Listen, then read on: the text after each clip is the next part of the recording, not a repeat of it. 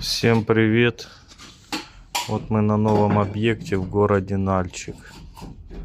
Нужно зашить перегородку с гипсокартона, отделить зал, подсобное помещение. Так вот зашили перегородки. Здесь немножко мучения. Нужно вырезать трубы.